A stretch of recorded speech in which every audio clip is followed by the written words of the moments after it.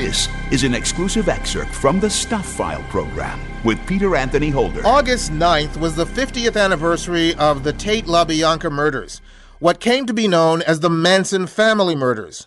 On that day, back in 1969, Ivor Davis, an investigative journalist for the London Daily Express, was at the Tate La Bianca murder scene before noon, surrounded by the Los Angeles and foreign press. He followed the case intently and interviewed Manson family members and ex-members, gathering an intricate picture of the cult and its charismatic leader, Charles Manson. Before the trial began in the summer of 1970, Ivor co-authored the first book published about the murders called Five to Die. And 50 years later, he has the latest book. It's called Manson Exposed, a reporter's 50-year journey into madness and murder. Ivor joins us on the line via Skype from Southern California. Hi, Ivor. Hello, Peter. I'm very well, thank you, and thanks for talking to me. Thanks for being on the program with us once again. We had you back on the program about 3 years ago when your book, The Beatles and Me on Tour, came out, and clearly you don't hang around with just anybody. Well, that's a nice way of putting it. But, the interesting thing, Peter, is that I became very close to the Beatles on that tour, and then I cover this horrible murder, several years later, like 5 years later, and the Beatles are sort of involved, much to their chagrin, in this awful murder. Now, I've often heard this story. Some people say it's true, some people say it's not. You were there with both groups, so tell us the truth. What is the connection, if any, with the Beatles? Well, here's the nitty-gritty. Basically, the district attorney, Vincent Bugliosi, went much to my utter astonishment with the motive that the murders were as a result of Charlie Manson listening to the Beatles' White Album and songs like Helter, Skelter, Piggies, Revolution, and he brainwashed his followers to believe that those songs were secret messages to Manson warning him that a race riot in America was imminent. And as a result, Manson sent out his minions to kill, to sort of ignite the race riot.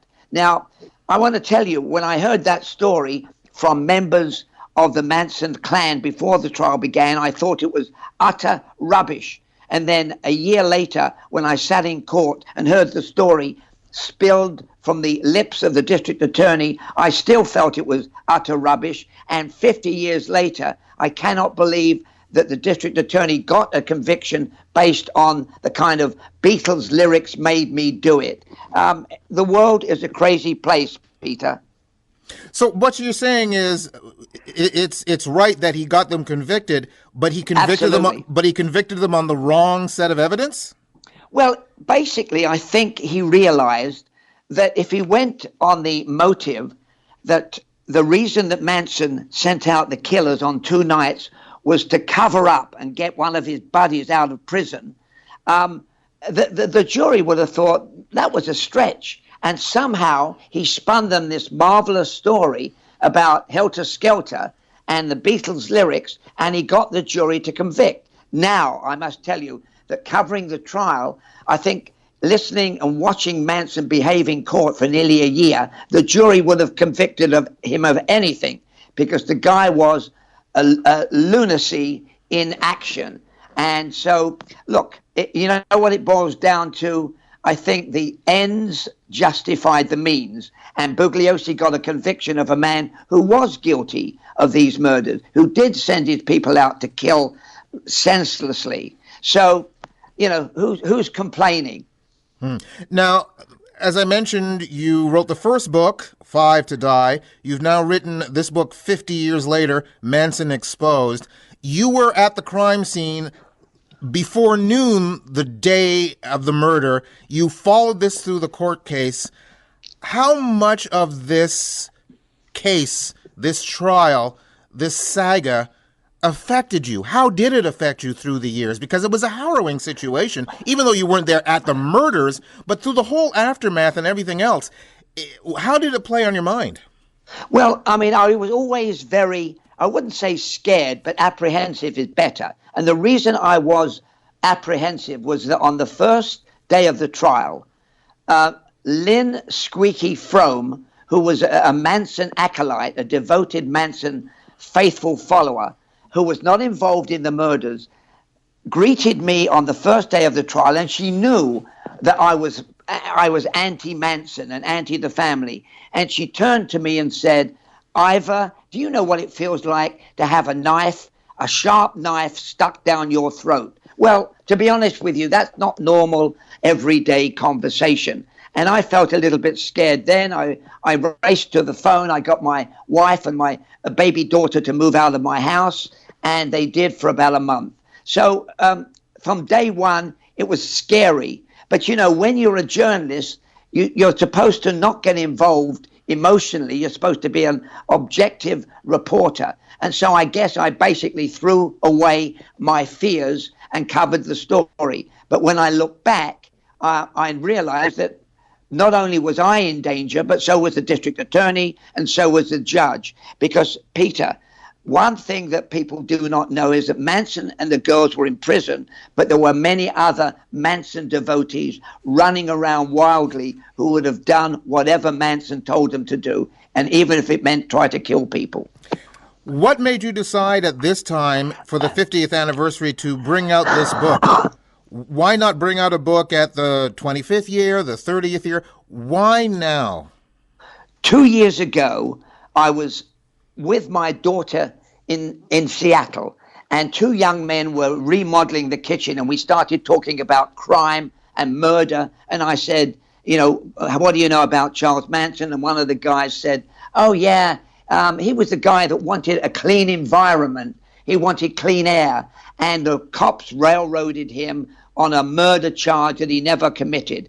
And I thought, my God, if you've got young people believing that Manson was totally innocent, I've got to do something to prove that he was innocent, that he was guilty. He was guilty. So I pulled it all together, my memories, my interviews. I did a lot. I did about 100 new interviews.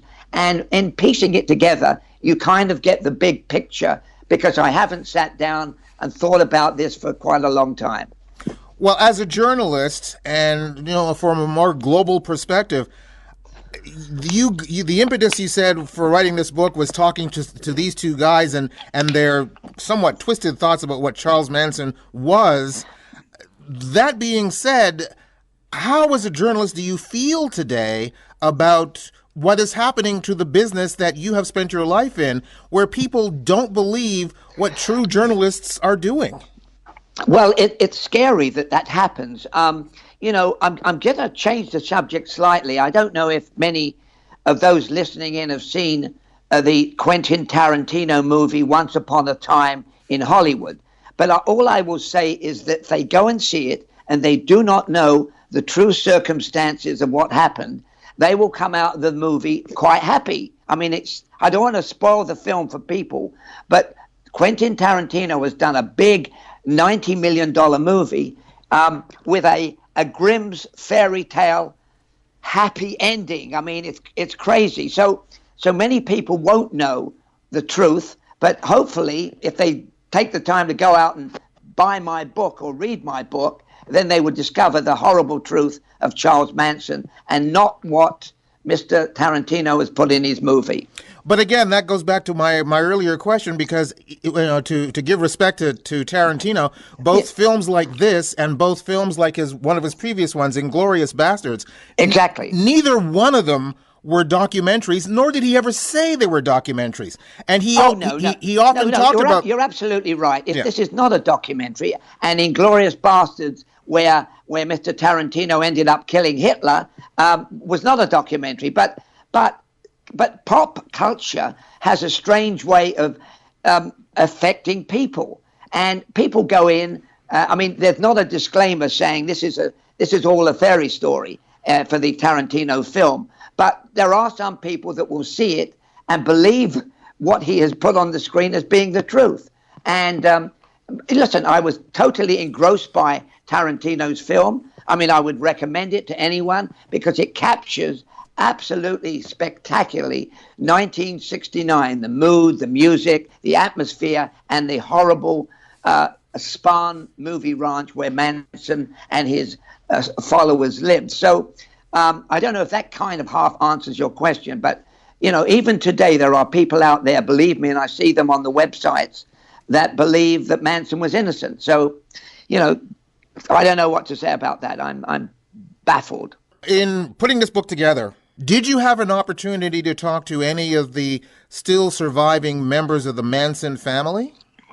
The answer to that was no. But what I did do is I spoke to many lawyers that were involved. I spoke to people that knew the lawyers. I spoke to Roman Polanski, and I then started, and I had also interviewed Terry Melcher. And Terry Melcher, if most of your listeners may recall, was a hotshot record producer, obviously the son of the great legendary star Doris Day, and Melcher got himself sucked into the Manson cesspit, because he went along to audition Manson with a view to giving him a recording contract. So I spoke to all these people. A lot of the stuff that in my new book I didn't have when I wrote my first book, obviously, and time and distance and years gives you a clearer perspective. And there is so much more.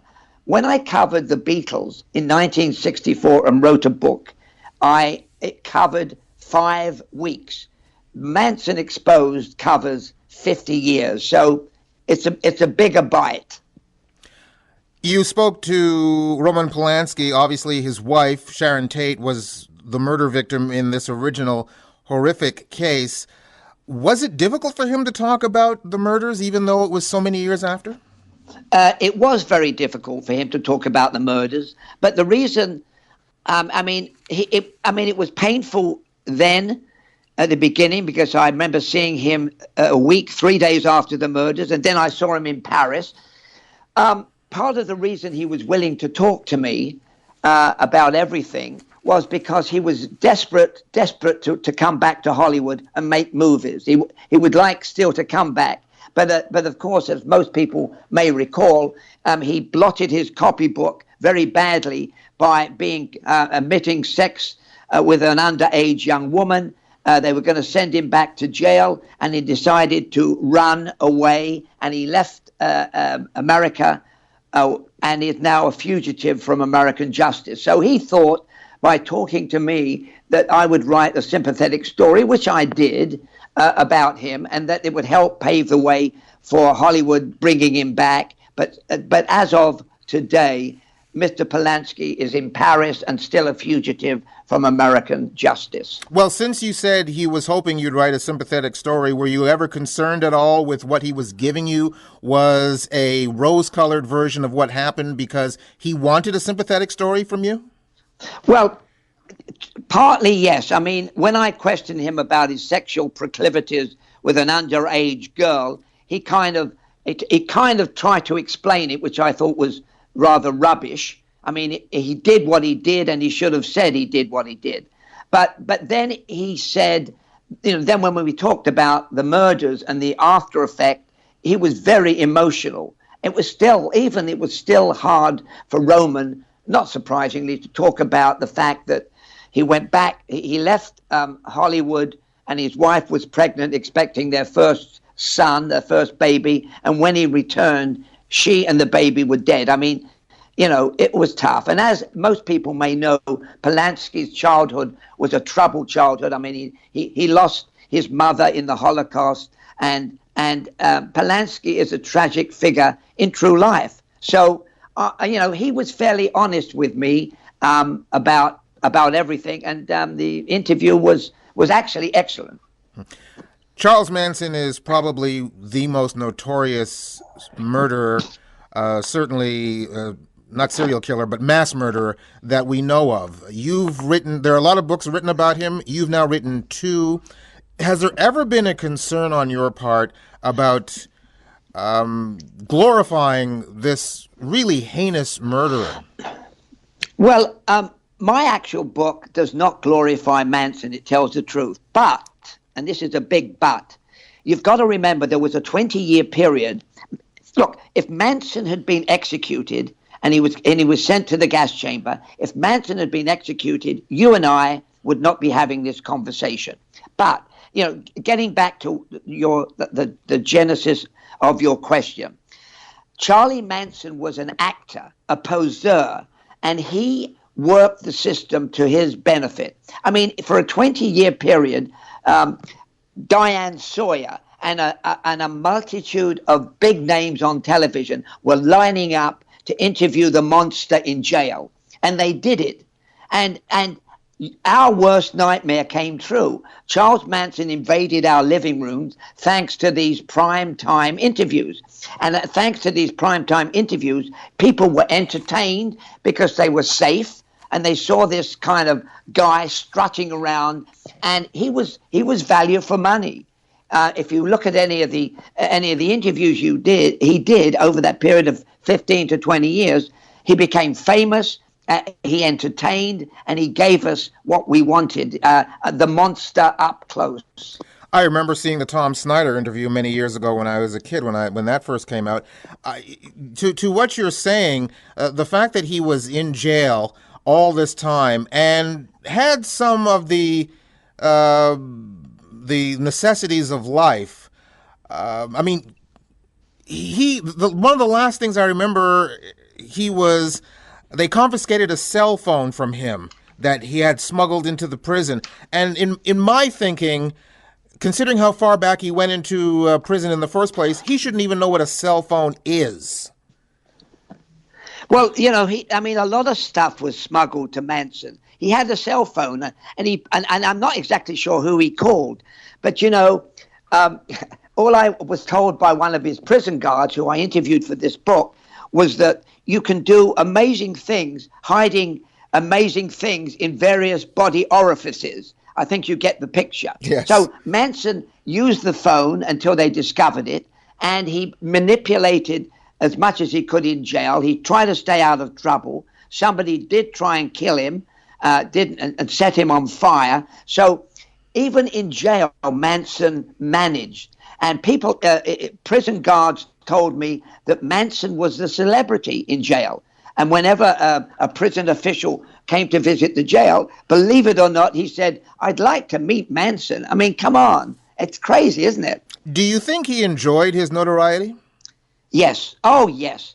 Because don't forget, Charlie Manson started out after coming out of jail, desperately wanting to be a rock star, a composer. And he was a singer, and he did compose music, but he never made it as a rock star. But he made it as somebody who was even a bigger star than Jack the Ripper. So Manson's notoriety is huge. I mean, when I wrote this book, several people said to me, we don't want to give you any kind of writer's insurance because you've got Manson in the title.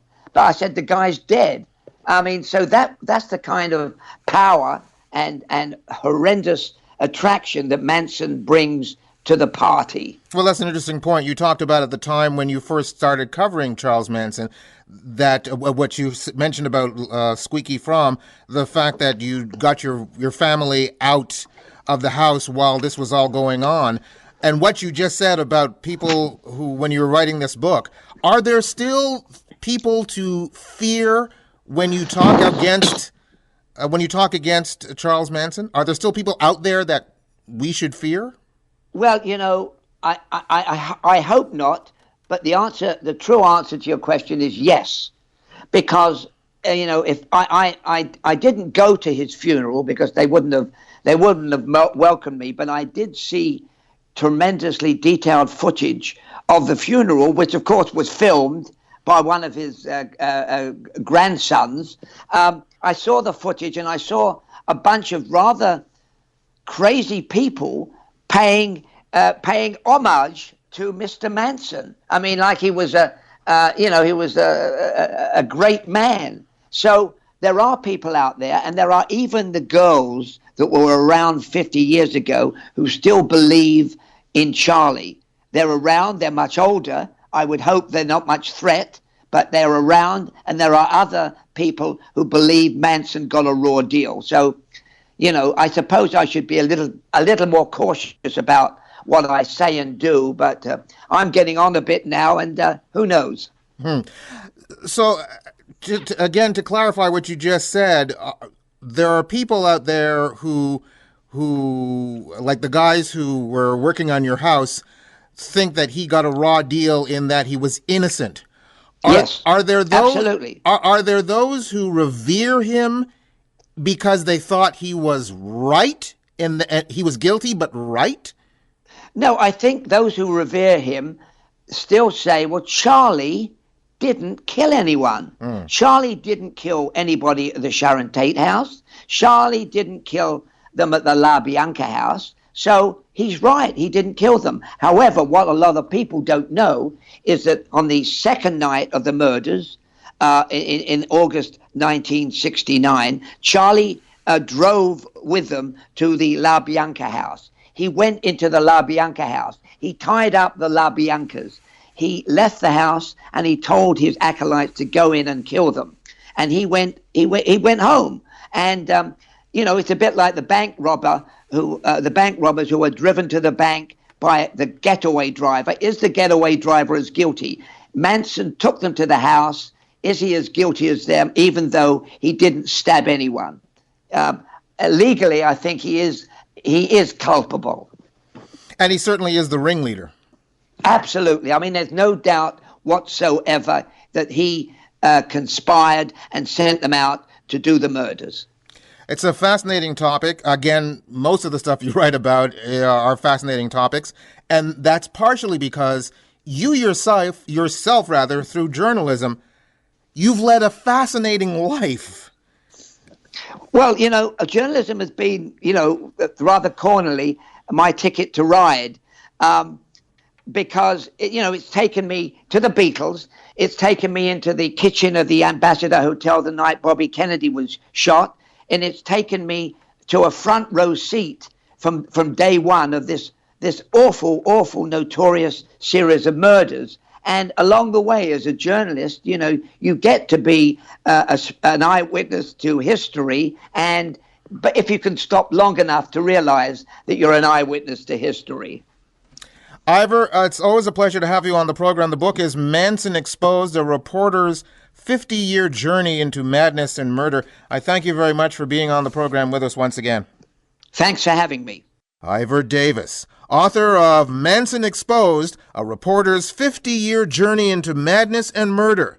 You can go to my website at thestufffile.com, check out the show number for this program, which is show number 0521, and you'll find links to Ivor's site, plus links to either Amazon.com or Amazon.ca, where you can order his book directly. You've just heard an exclusive excerpt from the Stuph File Program with Peter Anthony Holder. To hear any or all of the full hour-long shows, visit thestufffile.com. Stuph is spelled S-T-U-P-H. That's thestufffile.com. A presentation of Flying Fish Communications.